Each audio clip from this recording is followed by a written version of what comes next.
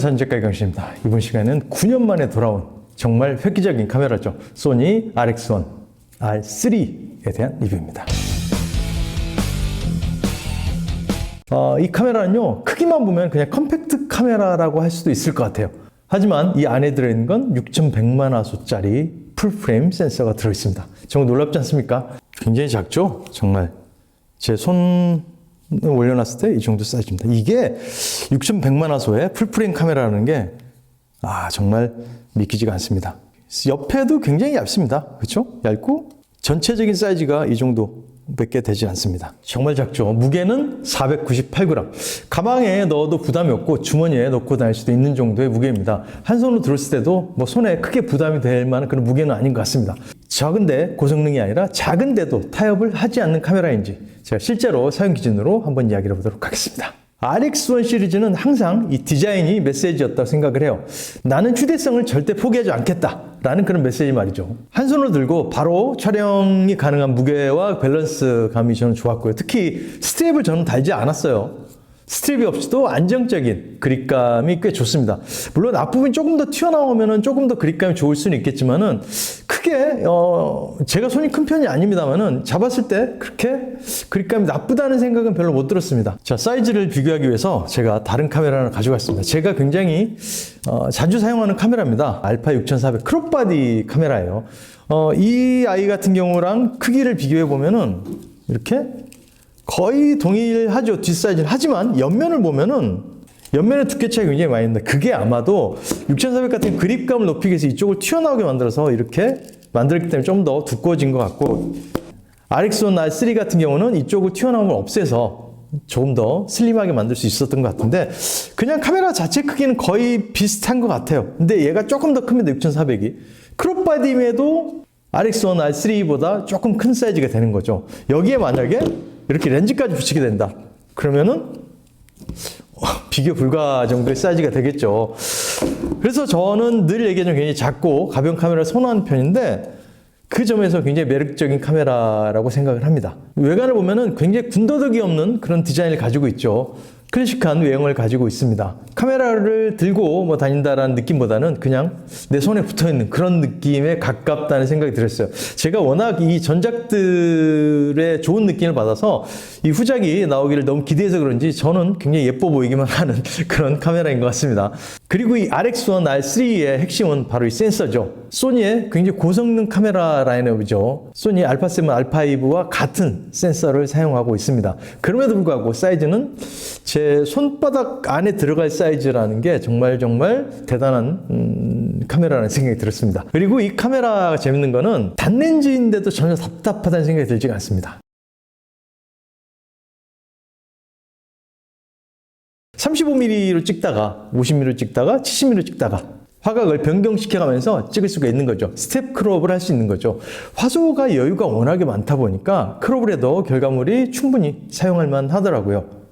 이건 단순히 확대가 아니라 고해상도를 적극적으로 활용하는 방식이라고 할 수 있을 것 같아요. 해상력은 말할 것도 없고 질감 표현이 굉장히 정직합니다. 과하지 않고 그렇다고 밋밋하거나 그렇지도 않다고 생각을 합니다.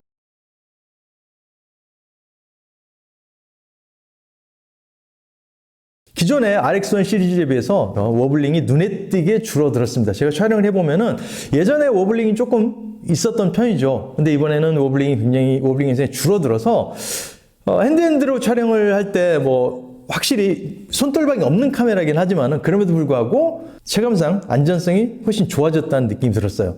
이게 단순히 손떨림의 문제뿐만 아니라 AF 검출 자체가 조금 더 빠르고 정확해진 이유기도 한 것 같습니다. 그리고 또 여기 보면은 이 마크로로 변환시킬 수 있는 모드가 있습니다. 마크로 촬영도 굉장히 매력적입니다. 이 마크로 촬영, 그러니까 접사 촬영을 하면은 포커스가 20cm에서 35cm까지 맞게 되기 때문에 아무래도 여행을 가거나 그러면은 음식 사진을 좀 많이 찍게 되죠. 그 지역에 맛있는 음식점들 가게 되면은. 근데 초점거리에 멀다 보면은 35mm이기 때문에 조금 아쉬울 때가 있습니다. 사진은 더하기가 아니라 빼기죠. 프레임 안에 뭘 덜어낼 것인가를 결정해야 되는데 그걸 자꾸 불필요한 것들이 들어오게 되면 조금 신경 쓰이고 거슬리게 되는데 이렇게 마크로 모드로 찍으니까 불필요한 것들을 다 덜어내면서 훨씬 내가 원하는 앵글의 프레임을 잡을 수가 있었던 것도 굉장히 매력적이었고, 사진을 보시면은 접사 촬영 후에 고배열로 확대한 장면인데 디테일 유지력이 굉장히 상당하죠. 이 정도면 스냅용 단렌즈라고 보기엔 활용 범위가 꽤나 넓다고 할 수 있을 것 같습니다.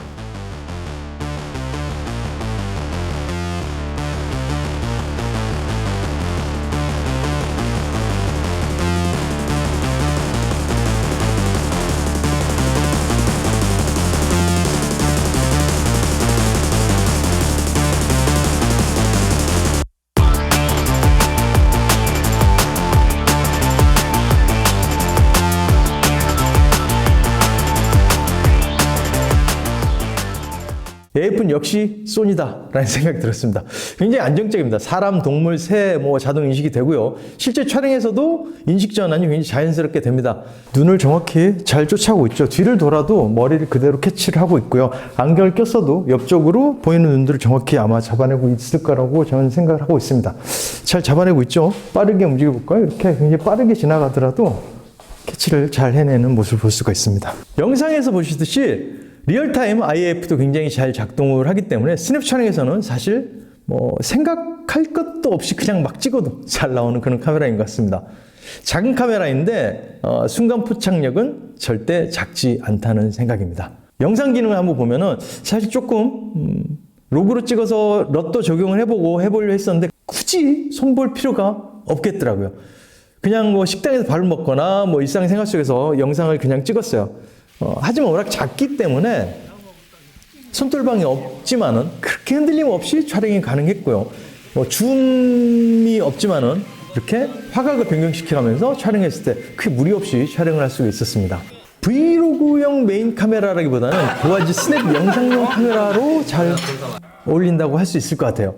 그러니까 영상용 메인으로 쓰기보다는 스냅 영상, 짧게 일상을 싹탁탁 담는 그런 정도 용도로 쓰면은 더할 나위 없이 예쁜 색감과 그런 분위기를 만들어낼 수 있지 않을까 생각이 듭니다. 그리고 크리에이티브 룩과 다이내믹 렌즈에 대해서 한번 말씀드리자면은 소니 크리에이티브 룩이 꽤나 쓸만해졌다고 생각합니다. 이번에 특히 FL2나 FL3 같은 경우는 야외 스냅에 굉장히 잘 어울렸습니다. 제 개인적인 취향은 FL3가 마음에 들더라고요. 사실 그런 컬러감을 후작업을 통해서 만들려면 굉장히 손이 많이 가죠. 이것저것 손이 많이 가는데 야외에서는 그냥 FL3로 찍으면은 거의 다 크게 무리 없이 잘 맞아 떨어졌던 것 같습니다. 특히 명암차가 큰 환경에서도 하이라이트 그리고 섀도우의 복원력도 좋고 후반 작업도 굉장히 편리하게 사용할 수 있는 그런 모드라고 생각을 합니다. 사진 보정에 좀 자신이 없으신 분들이라 하면은 FL3로 놓고 야외에서는 그냥 막 찍어도 색감 좋다라는 말을 들으실 수 있을 것 같아요. 물론 JPG로 촬영했을 때 그 느낌을 받을 수 있겠죠. 제가 그래서 이번에는 사진들을 다 JPG로 거의 찍었어요. 몇 장을 제외하고는 다 JPG로 찍었었는데 JPG의 결과물에 대해서 저는 굉장히 만족을 했었습니다. 노이즈 부분에 있어서도 저는 이제 아무래도 손돌방이 없다 보니까 12800을 맥시멈 상한선으로 놓고 촬영을 했었었는데 약간 노이즈가 보이긴 합니다. 하지만 고화소이기 때문에 그거를 어차피 사이즈 좀 줄여야겠죠. 그렇게 했을 때는 노이즈가 거슬 정도로 눈에 튀거나 그러지는 않았습니다.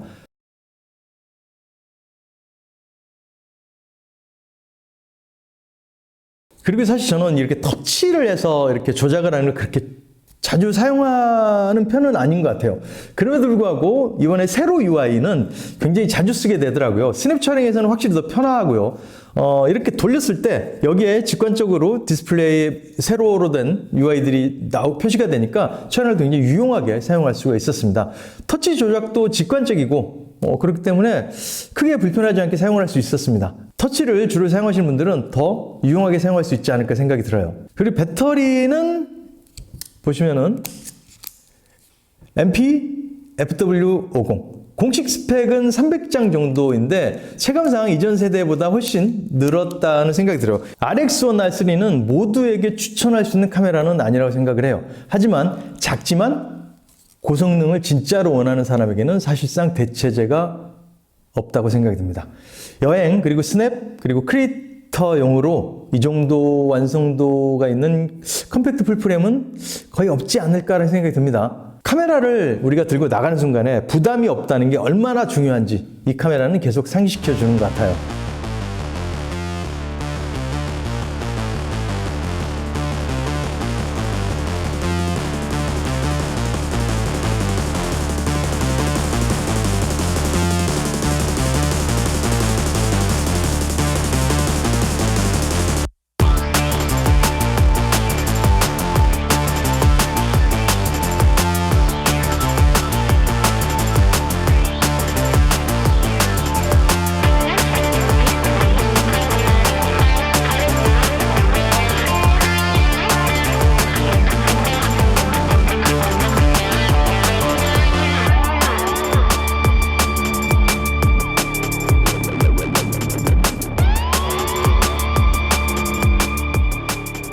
우리 사진 찍을 때 마음먹고 장비를 하나하나 다 바리바리 싸들고 촬영을 하게 된다. 굉장히 부담스럽기 때문에 잘 나가지 않게 되죠. 하지만 가방 속에 쏙, 주머니 속에 쏙 넣고 다니면서 늘 찍을 수 있는 카메라. 하지만 결과물은 보증할 수 있는 그런 카메라라는 점이 아주 매력적인 카메라라고 생각이 듭니다. 여행용이나 스냅용으로는 저는 강추드립니다. 물론 주머니 사진이 좀 여유가 있단 말이죠. 어떻게 조금 영상에 도움이 되셨는지 모르겠고요. 저는 다음 시간에 조금 더 나은 컨텐츠로 돌아오도록 하겠습니다. 구독과 좋아요 아시죠?